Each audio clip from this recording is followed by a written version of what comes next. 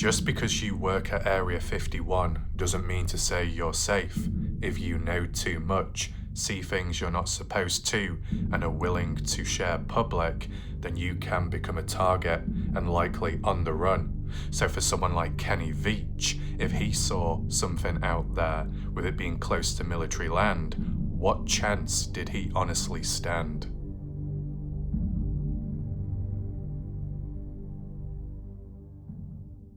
Hi there, welcome to the Kenny Veach M-Cave Mystery, today with a very important, interesting look into Art Bell, a coast-to-coast radio station famous for UFO discussions, the paranormal, military-related, aliens, etc. You might be wondering, how does this link to Kenny Veach? Well, it just so happens that I have found yet another news article coverage on the Kenny Veach case, and then a crossover with Art Bell and some other people, including Area 51.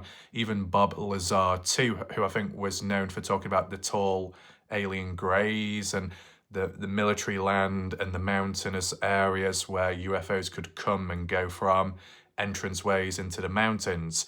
And because you got the Mojave Desert, you got Kenny Veach out there hiking. Did Kenny stumble across alien activity? Did he get kidnapped by aliens, or more so military, because of what he was claiming to have previously found? And with going back out there on a few occasions, he needed to be dealt with. So there is a crossover today with that. I think it's called Travel Nevada. You might be familiar with that because I did a previous video on a news article about the case. So it'll be interesting to see if there's any updates, different points of views, and how deep it can expand. And for you that are watching during the live premiere, welcome. Share your thoughts in the live chat box on the right side of the screen. And at any point or time, and for those watching on catch up, be sure to drop a comment down below to let me know your thoughts, opinions, theories, questions, answers. What do you think in regard to Bob Lazar and the links to Kenny, or even Art Bell? Now, I know Jeff Clark made a reference to Art Bell coverage on that. I'll get to it. But I just wanted to focus on this area first, just to familiarise myself with a little bit of an introduction and see what it leads to. Now, if you are interested in previous coverage on the Kenny Veach case in general, or you want to catch up on my live stream that I did last night, a live stream of lots of new activity, death threats, strange activity going on, you'll find out all available to rewatch. Top right corner where the eye symbol is up there. Click, you get the drop down menu box. And if you want to support the channel, in the comment section, pinned message, there is a PayPal link and channel membership. With that all being said, the order of how we're going to do things today, we're going to jump into this newish article, which I've not seen before, analyse it, break it down, give you my raw reaction and thoughts, see how much it links to Kenny Veach, and if there are any theories or ideas I can expand from that. All I know is when it comes to Art Bell, in the earlier days, it came up in the forums and discussions on GLP, Godlike Productions. And then on that particular thread or page, it expanded onto Kenny Veach. So when you've got a crossover or an overlap in these particular areas of interest, it does make you think. And just as a little heads up, I believe there was some time previous where Kenny Veach's sister-in-law, known as Susan Veach, one of her former husbands, was supposedly working at Area 51. So it's weird, all these like links and connections which are going on and how it overlaps. You take that into consideration, and you can let me know your thoughts as to, do you think there's Area 51 involvement, military involvement, or even deeper, and does it link to Kenny? Let's continue now with this article. The title reads, Nevada Twilight, Local Law and Mysterious Matters. Nevada Twilight, restricted area, no trespassing beyond this point. I believe this is in regard to Area 51. There appears to be a dirt road up that mountain, or hill, I should say, and a vehicle, maybe the camo dudes. Taking consideration, there's like a general one provided by Wikipedia. May have used this photo before in a previous video. Episode 5, Area 51 Whistleblowers, Desert Disappearance, and M-Cave. So it's a collection of stories, but how it can link together in regard to Nevada by Eric Cushinero. And I do believe we've seen Eric before. In quotes, You unlock this door with the key of imagination. Beyond it is another dimension, a dimension of sound, a dimension of sight, of mind. You're moving into a land of both shadow and substance, of things and ideas. You just crossed over into the twilight zone. Mankind's natural curiosity for the mysterious and unexplained spans our entire history. Where is the lost city of Atlantis? Will we ever know the identity of Jack the Ripper? How were ancient sites like Stonehenge and the Great Pyramids constructed? Is Bigfoot real? What actually caused the dinosaurs to go extinct? Do aliens exist? Nevada holds its own collection of myths and mysteries, peculiar and unexplained. Some are morbid, some are silly, but all require the reader to take a small step or leap, if you like, into a Twilight Zone mindset. Sit back, relax, enjoy, because you've just crossed over. Well, in regard to the Great Pyramids, besides how they were constructed, you've heard the cross-references of alien activity, the tips, the points of the pyramids. Does it form some kind of signal? Does it create some kind of energy? Does it link to alien technology? You've seen all the references there. In regard to Bigfoot, is he real or not, or they? I mean, at the end of the day, when there is footage caught on camera, if it is supposedly genuine, the quality tends to be trash, even by modern day standards. And when the footage is clearer, it tends to be faked. If there was no fake prats in this world, then you'd be able to believe in more in life. You see, it'd make things a lot easier. You'd be able to trust people, what they say, what they do, what they show, but you can't. There's too many fakes. It creates trust issues. I think this is the little alien inn. It was visited by some people in the past, YouTubers, when they were exploring their username on YouTube was called The Gate That Lets You In. It was a very interesting video where they were exploring the desert area, going down dirt roads and close but not at Area 51, the roads and stuff and the gates. And then they came across two oldish women who were claiming they were lost, didn't know where to go, and then ended up parting ways and driving down a road they weren't supposed to. It was so weird.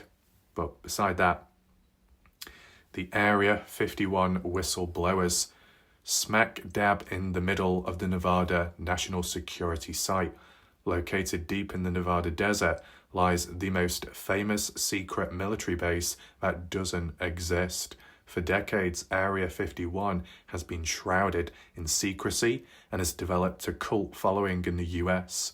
And ever since, from about 2020 onwards, you had that surge, that trend of Storm Area 51, where groups of people went out into the desert, including Really Robin, who's also been a part of the Kenny Veach investigation. The base of Area 51 has been the subject of countless TV shows, documentaries, and internet chat rooms, maybe in part to GLP, Reddit, as well as movies including the 1996 sci-fi action film Independence Day. The rumours about the base have touched on everything from government conspiracies to secret weapon testing, but the most common theme is, of course, that the base has some connection to alien life. And likely, you could argue and say on the surface level, it's just like any military base. But what goes on possibly underground, under the surface layer? Now, this is a photo of Bob Lazar. Did a bit of brief coverage in the past on him, on another article or site, when talking about aliens and the possible crossover with Kenny Veach and the Mojave Desert. Perhaps the most iconic whistleblower of Area 51 activities is a man by the name of Bob Lazar, who claims to have worked near Area 51 at the even more secret base called Area S4. Lazar first gained national attention when, in 1989, he appeared in an interview with investigative journalist George Knapp on Las Vegas TV News Nation Class, where with his face hidden and under the pseudonym Dennis, he spilled the beans on Area 51.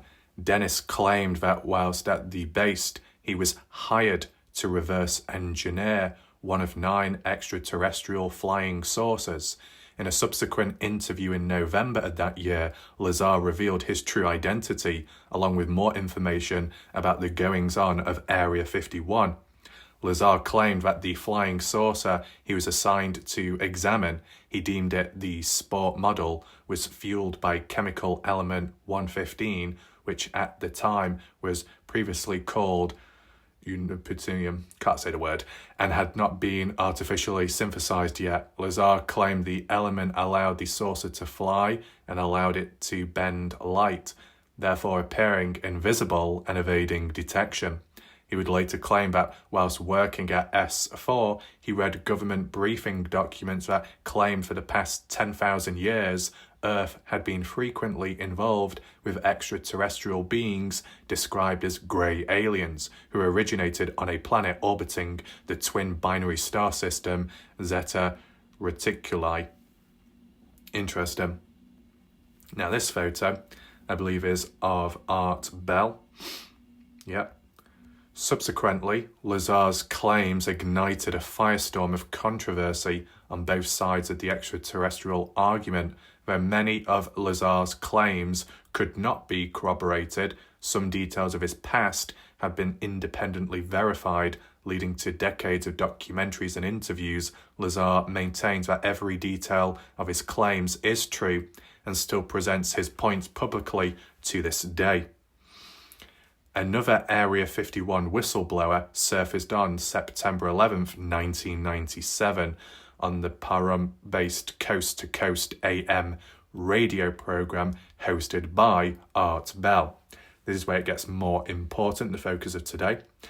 When a chilling call came across the line, Bell was hosting a segment for former Area 51 employees to call into the show, and the voice on the phone claimed to be just that.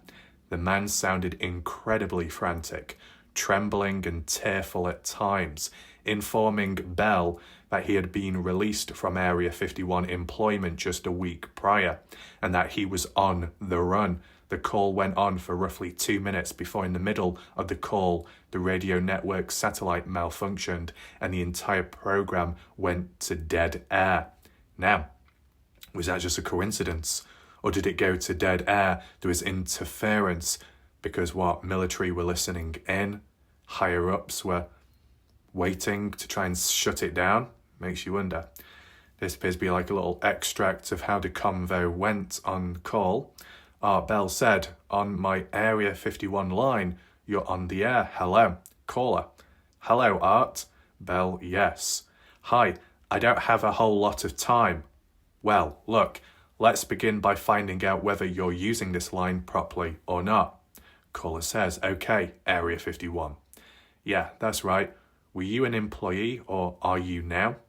Caller: "I'm a former employee.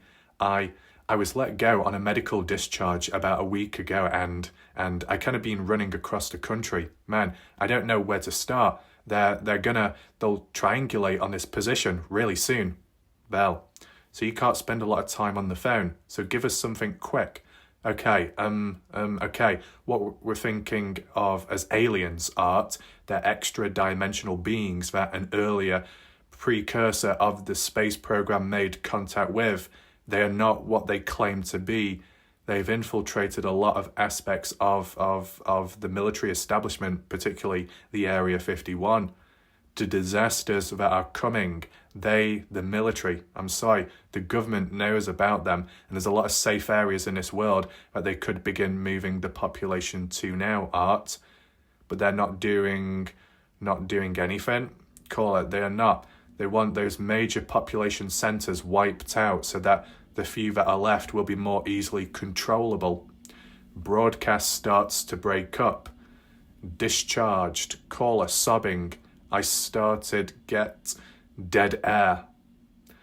I started what? Started getting scared? I wonder.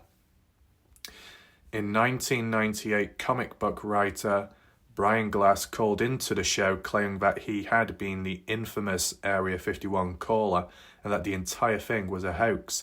Many people who have heard the call refute the claim, though, saying the two voices sound nothing alike. The truth is out there. Did Bob Lazar actually work at S4, the secret base?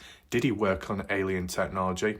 Was the call made to Coast AM authentic, or were both stories elaborate hoaxes? Now, what do we have a photo of here? Near Seven Trouse. Right, so what does it have to do? Alien activity? Looks like a wash of some sort. Desert disappearance. So on top of the military activity, alien presence, you've also got people going missing, and one of which would be Kenny Veach. But who is this individual on the sideline? Nan Dixon.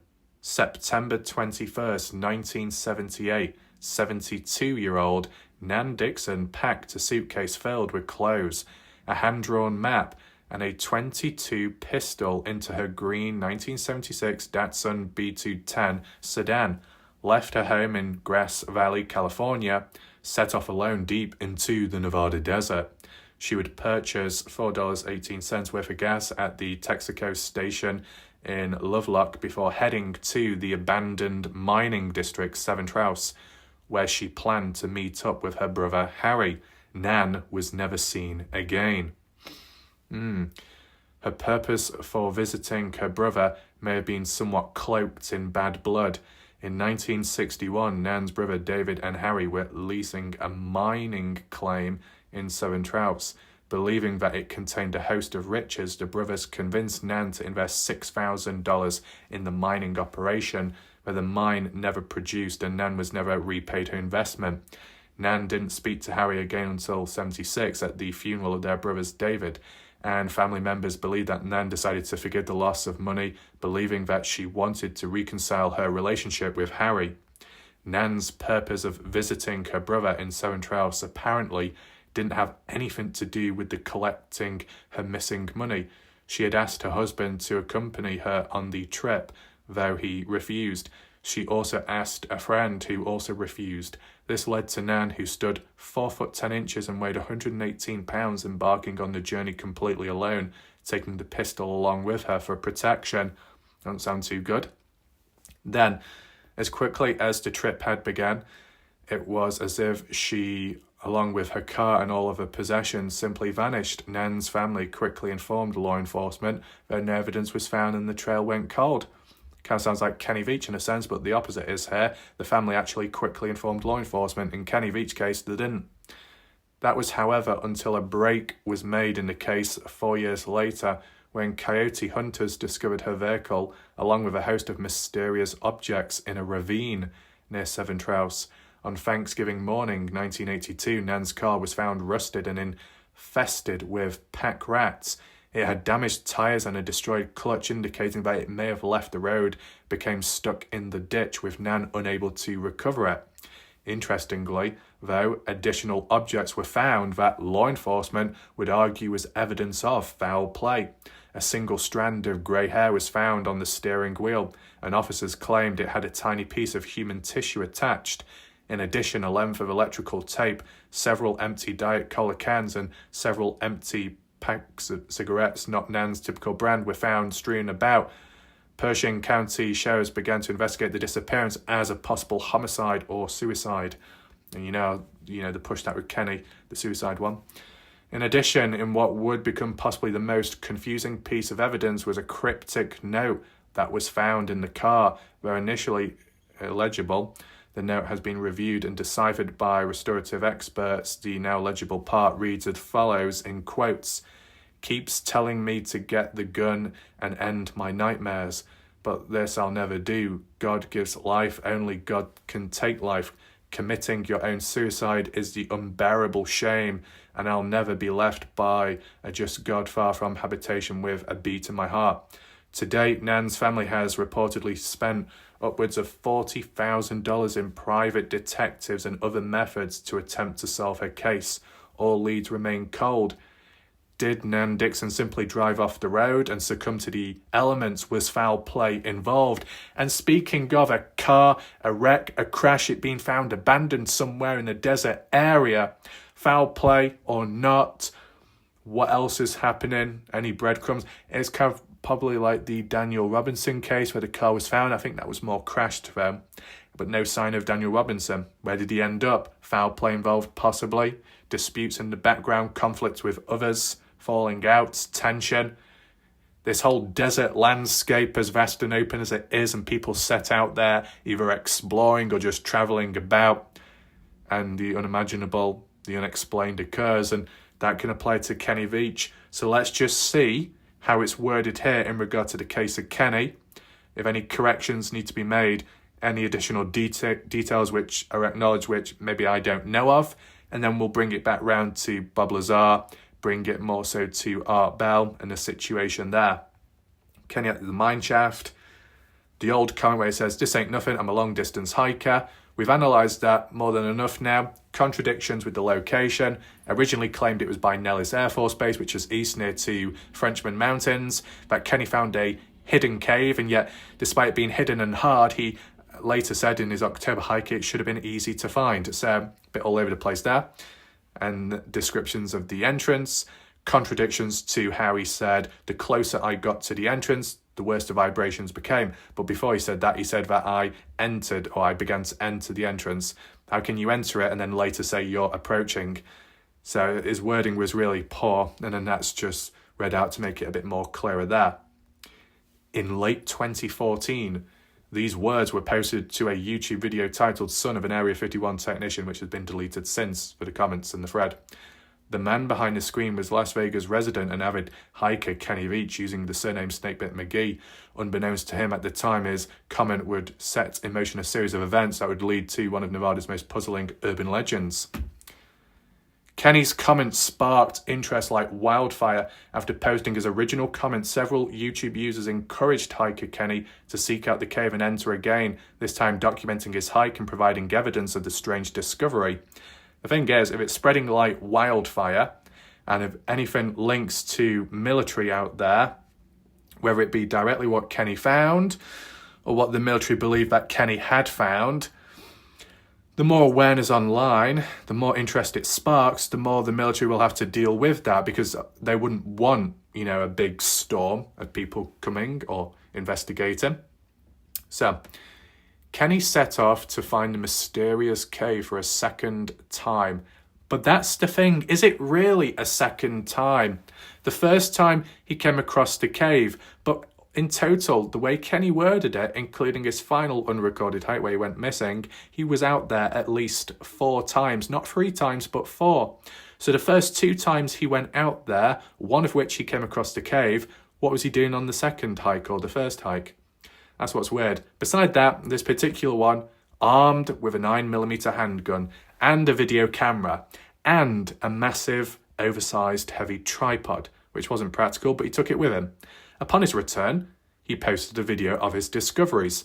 Much to the dismay of those following his claims, he was unable to locate the cave, and his video didn't seem to reveal any clues to the mysterious M cave he had discussed in his original comment. Well, depends how you look at it. If you look at it deeper, there was several clues, whether that be clues of misdirection, clues of the truth. See, Kenny Veach, when going over Wild Horse Pass, said, well, over that way, such as Jerme Guzzler, and over those mountains, there are caves over there. But the M cave isn't over that way. I'm going to be going this way, as in Pitcher Canyon, more west. But the thing is, you could say over that way there are caves, but the M cave isn't there. I'm going to go the other way. He could be doing the opposite, as in, I'm going to go to the place where the cave isn't at, and over there where I said the caves are located, that's where it really is. Why would Kenny not record it or show it to people online? Because he wants to prove to people he's out there, but maybe he doesn't want to directly show people where exactly is, because then it would ruin either the mystery, the suspense, or other people could go there and, get in the way, and Kenny wanted it all to himself. Depends how you look at it. Furthermore, Kenny with some slight little hints where he says it's on ground level, kind of like a place like here. Maybe he was familiar with the area but wasn't completely sure because if the environment or anything was changed or altered with the next time he went back out there. You could doubt yourself and think, well, you know what, it should be easy to find. It was maybe around here, but because it looks different now visually, maybe it's not. It can lead to you questioning, doubting yourself, and then it doesn't do much good from that point. So yeah, there were a handful of clues and bits and forms of misdirection, possibly in attempts by Kenny. Obviously, this article fails to acknowledge that. Kenny's video was met with much criticism, and YouTube commenters both encouraged and provoked him to try for a third time to seek out the cave, more so a fourth. Kenny again obliged, though one comment would stand out amongst all others, and that's the "Let me kill Mr. One. Don't go back out there, and if you do, you won't get out." And it's interesting that if you find that cave entrance, don't go in.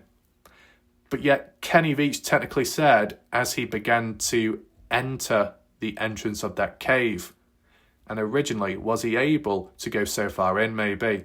And was he able to get back out? Yes. So why would it be different this time? Maybe the deeper you go, the worse it is.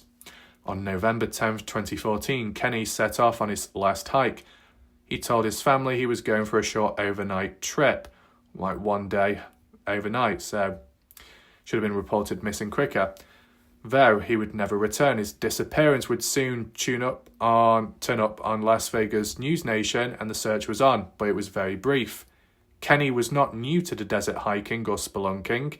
He claims to have hiked extensively in the area, even leaving several YouTube comments on the Area 51 video detailing his experience. But will any of it mention what he's done in the past? You know, in terms of his deleted comments. Solo hike across mountain tops where people wouldn't tend to go, but in more caves than I can count. Okay, so he's been in more caves than he can count, and he goes spelunking in the area, and yet that one particular cave Kenny came across down Pitcher Canyon, he decided not to bother investigating or going inside. He said, nope, I'm not going up there. In the beginning of the M Cave hike video Kenny posted before his disappearance, he's standing by an abandoned mineshaft, narrating some information about the cave he's seeking out. It was there that on November 22nd, 2014, search and rescue volunteers found Kenny's cell phone and coins, even though it never mentions that, which is silly.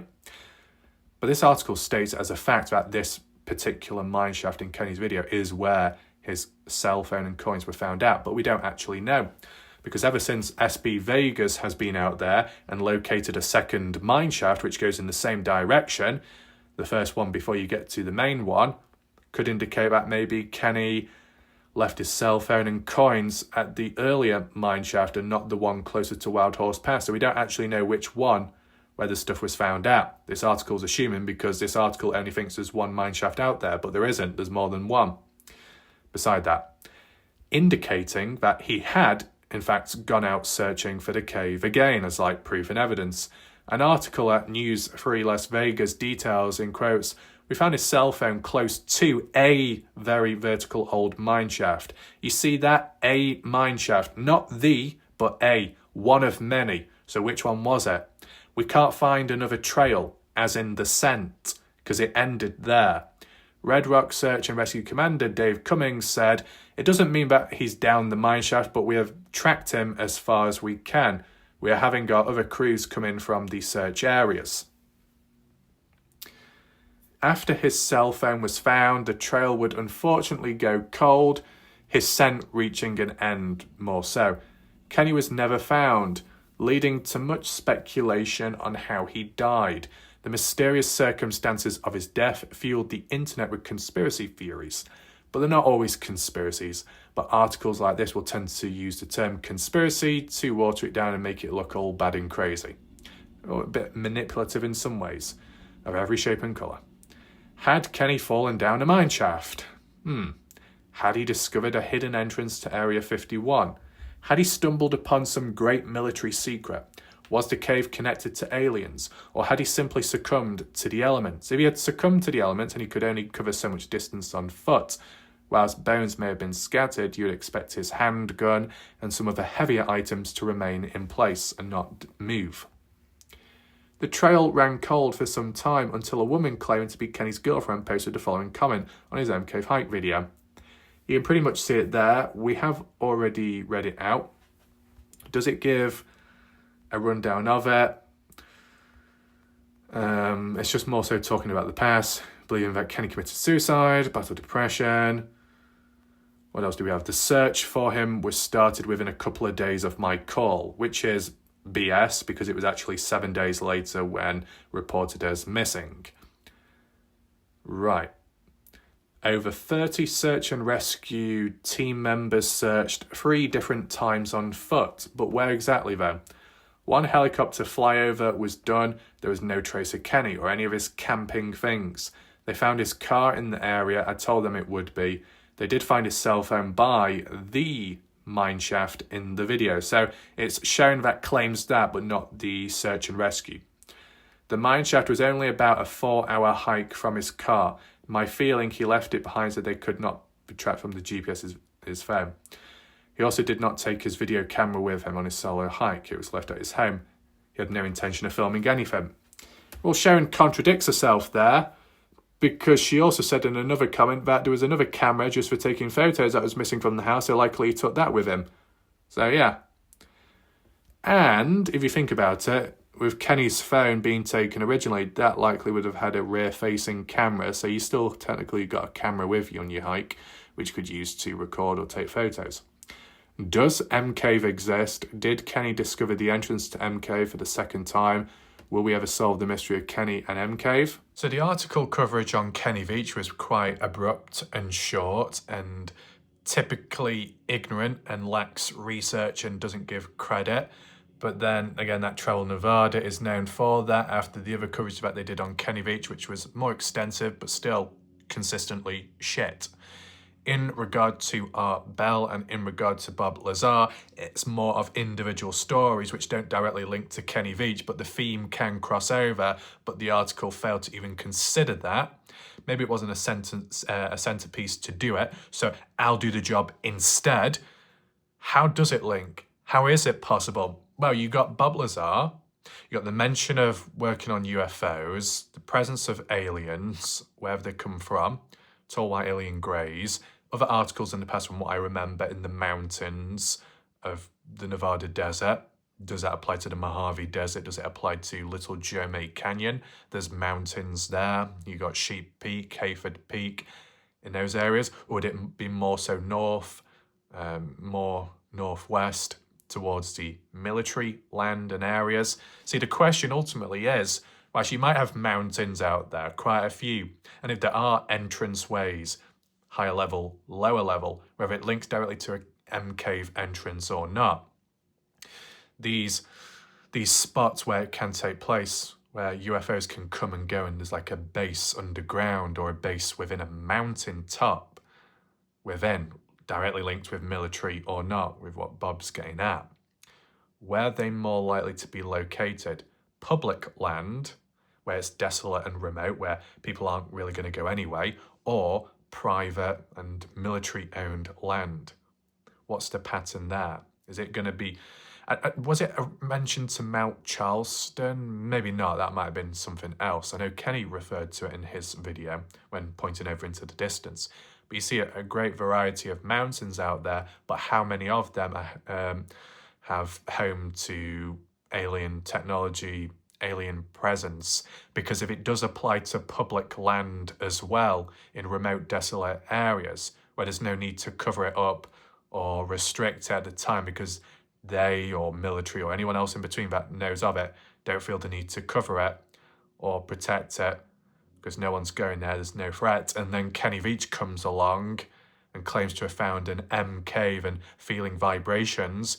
With the vibrations from the cave, Kenny did describe the M cave to be on the side of a mountain, which could also imply higher elevation. And if mountains and sides of them can have entranceways to UFOs, is it possible that a supposed M-shaped looking cave was home to aliens or a presence of UFOs, but maybe not as the entrance way, but some kind of alternative entrance for other things? But the vibrations weren't directly from the cave, but deeper within. Right? The vibrations were from the UFOs, the spaceships themselves setting off, or moving about? Were possible UFOs coming and going at the time of when Kenny Veach was out there when feeling the vibrations? Or more so, when he set out on his final hike and his scent ended at the mineshaft? If Kenny was going to redo his hike loop route, he would have had to have gone past the mineshaft over Wild Horse Pass to then go west down Pitcher Canyon, yet Kenny's scent or trail ended at a mineshaft. And if it's the mineshaft before Wild Horse Pass, or the one before that, where SB came across the other mineshaft, it implies that Kenny didn't even get to do his full journey. And why would that be? And maybe he turned around, maybe double backed on himself, but why? Was he scared? Did he see something he wasn't supposed to? When you apply it to Art Bell, that former Area 51 worker, how he's on the run, as from a triangulation, that they're going to close us or me down in the process, haven't got too long to talk. Was Kenny Veach in that same situation? But Kenny wasn't aware until it was too late. If Kenny was being tracked by military, observed, it was done secretly. And it's once when Kenny was out there by himself on his final hike, when getting to the mineshaft, he was approached by something or someone on ground level, or more so from the sky above. As like what Jeff Clark suggested, maybe some kind of abduction, whether that be by aliens or even more so military. But would whatever land upon the ground to then apprehend Kenny to take him away? If it's a UFO, based on the typical abductions, it doesn't need to truly land to take someone away. But if it's military related, maybe more so it would land. But if there was anything like that, would there be any ground disturbance near to the mineshaft where the scent ended, as if something did land? There was an impression and imprint in the ground. No mention from search and rescue because they've remained tight-lipped about it, which is very unfortunate. So, if Kenny's scent truly ended at the mineshaft, he either turned back, double back the way he came, to possibly be picked up by somebody else at a later point in the day, or Kenny did get to the mineshaft, he was going to go further, but he just wasn't able to because something got in the way. Something unexpected occurred, whether that be paranormal, more alien life, military resistance, intervention. There's different ways of looking at it.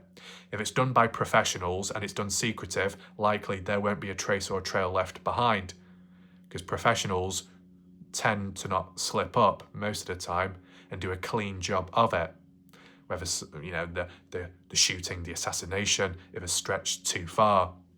But people believe that abductions are real, kidnappings are real, even in remote areas.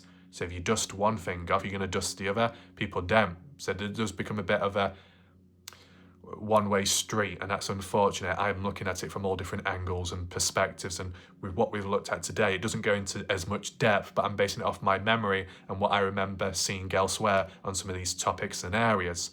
Jeff Clark also added in recent time, but when it came to Art Bell, the reference of Area 51 or military would be hiring hikers when out there. In what ways? Not always for the positive reasons.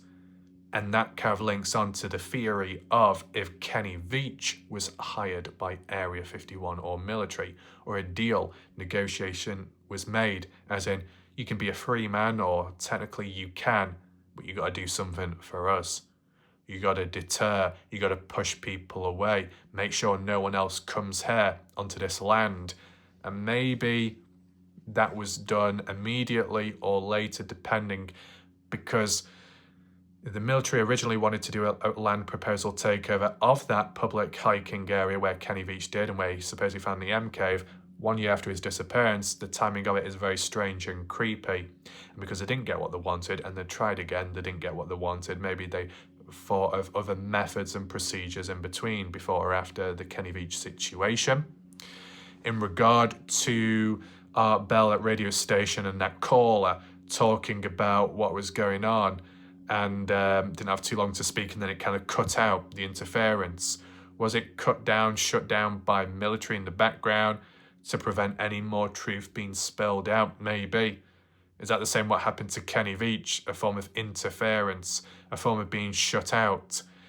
Is that what indirectly links onto Jeff Clark and other hikers, where footage has been lost, videos and timestamps have been weirdly odd, when one photo's taken at a timestamp, another photo's taken under 1 mile, and yet there's a 2-hour time difference, and yet someone like Jeff Clark, it didn't take him 2 hours to do all that.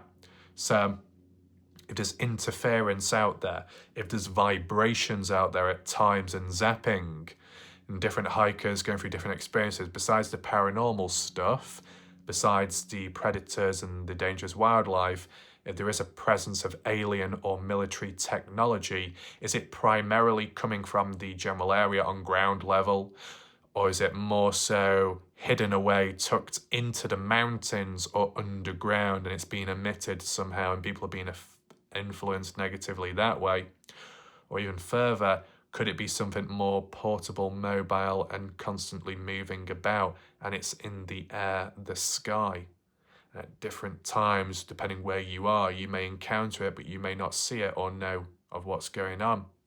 Recently, there was an individual called Deaf Riders on live stream that mentioned from their experience, they were out in a desert, I believe Arizona, in a desert area, when hiking about, didn't hear or feel, but ended up seeing some, like, was it a pill-shaped object in the sky whizzing by at 50 miles per hour plus.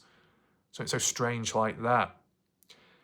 You know, when it came to Ewu Crew and Emma recording, went out there with the father Bob, and they were talking to some expert about the Kenny Veach case in the Mojave Desert somewhere at night, talking about UFOs as well. And then Emma captures a UFO flying, and then the way it moves and dips and rises, unusual movement patterns, and that was over or by towards Nellis Air Force Base, or at least military land.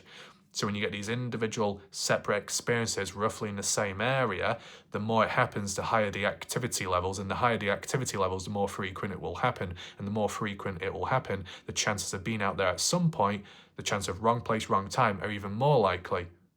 So Kenny Veach was in a high activity area for the paranormal, for the aliens or the military. He could have been caught up in some kind of crossfire, caught up in some kind of triangulation, abducted, taken away. Primarily because of the whole MK situation, you would think so. Because if you did find something secretive and you made a video or a comment about it online publicly, and it would bring around attention and not for the right reasons, look at it on a small scale. Apply it to myself, right? When it comes to me, I'm a nobody. I'm nothing. I do what I can, I do what I do, and based on what I'm interested in. And yeah, I do my videos, and the more videos I make, the higher the resistance levels. The deeper I go, the more petty and strange some people become. However, what I'm getting at is that with what I do on YouTube, even if it's not much, right? It might not be anything special, and yet it's what it attracts, which implies that what is being done is special, is important, and maybe getting too close to the truth in certain ways. And even if people try downplaying it, the fact that someone like me, of all people, can simply do this, and yet it attracts darkness, direct or indirect, that there's something more going on. So if you've got, like, I've not hiked out there, but I'm covering it and finding stuff along the way, which other people may not want to be shared or talked about too much, and that's what attracts the resistance to try and push me away. That's simply what I've done has led to me receiving death threats, receiving warnings, receiving claims of, you better be looking out because people are coming to get you. You better lock the doors, you better look at the sky and watch the planes and the pathways and who comes and who goes. Giving dates and times as in when I am supposedly going to meet or come face to face with someone. Really? Strange stuff like that. And other humans going to such great lengths to create such cryptic, mysterious codes in the process. There's a level of time and effort spent by people in doing what they do to me. What I'm getting at is, on a bigger scale, on a more important scale, if you've got Kenny Veach that is physically out there, that physically experiences something so strange, then talks about it online, and those that know about it are also listening into what's being talked about by a general public individual, and they spread awareness online, and it, the attention, the awareness, the interest grows like wildfire. The military or whoever else in the background that knows about the secret could be thinking, we've got something on our hands that we need to resolve quick before it does take over, and desperate action or methods are needed in the process. So if I can receive resistance for what I simply do, then for others that do it in other ways and more intense, obviously they're going to get even more resistance, and the chances of something bad happening is even more likely, and the chances of it happening to Kenny Veach to explain his disappearance is possible, based on everything, what we've seen, what we've experienced, what I've come across, what you've come across, etc. So it is strange. As for Art Bell, besides the paranormal aspect, the reference of possible hikers being hired by military, could that be considered rogue hikers? Was Kenny a rogue hiker? Are there other rogue hikers out there? And that's what could explain the mineshaft brace, the ladder being sabotaged, in hopes that if a hiker was to go out there trying to search, getting too close to the truth, that they would have an unfortunate accident and fall into the mineshaft and die. Was anything else altered with? Would the supposed covered M cave where the rock was missing, was that done by a rogue hiker? Was the crystal skull put in the mineshaft by a rogue hiker? Was the rock more polished or gravel taken away on purpose up Robbins Canyon, where it supposedly showed an M symbol in a different language near to a giant, a fairly big-sized, shallow-ish cave? Was that manipulated at a later point by a rogue hiker to try and cover up certain clues along the way? If there are certain clues and keys out there, were they created and set up by Kenny in the first place or somebody else, or were they just there to begin with? But for anything to be adjusted or taken away could imply that what was originally there had a level of importance. There's no need to alter or change anything if there's nothing to see in the first place. But when things are altered and adjusted, maybe that's done intentionally to throw people off when they do go out there, or things are adjusted, damaged, to ensure that humans get hurt. Now, it's not all negative, because you saw that supply cache near that mineshaft before Wild Horse Pass, and that was created by a hiker trying to look out for other people. But not everything is always light. There's a lot of darkness out there. Now, did Kenny Veach come across darkness and had no choice but to join it? Could that link onto what Art Bell has been going on about in other situations? You never know. But as I said at the start of the video, Kenny Veach is no Area 51 worker. So if Area 150 workers can be in danger, and some could be mistreated, and others could be on the run and being chased or hunted down, what chance would Kenny Veach stand when he's not even in the military's good books to begin with, or really known of, but may stumble across such a secret? He might be taken out much quicker, dealt with more faster, because there's no emotional connection between the two, no direct connection or knowing of one another. So, some strange stuff happening. As for that woman with the car, called Nan or something, disappearing and foul play, that's in a completely different area, so I wouldn't link it to Kenny Veach. But the reference of a desert landscape, abandoned car, seems to be typical, but it's only abandoned because the person didn't get back to the vehicle. And as for a hiker that goes out there for whatever reason, disappears, the car will be abandoned inevitably if they can't make it back. In Kenny Veach's case, did he plan on making it back to the car at least or not? That's why some have suggested, even though Red Rock have remained tight-lipped, did Kenny Veach have a cooler in his boot in the back of the car? If he had a cooler with a case or the odd bottle of beer in there, it implies that he intended on returning back to the vehicle, because why would you take beer with you if you're not going to return back? Like what you saw in the unreleased footage of Kenny originally, he did show himself going back to the vehicle and then instantly drinking a cold beer, whilst it wasn't the most practical of things. That's what he was looking forward to, and he even made reference to that at the start of his hike video. So did he do the same on his final hike? Yes or no? We don't know, because search and rescue just don't explain it clear enough. And as for any ground disturbance near or around the mineshaft and the radius, no acknowledgement or reference to that. Because if there's any ground disturbance, that could link back to the Bob Lazar situation.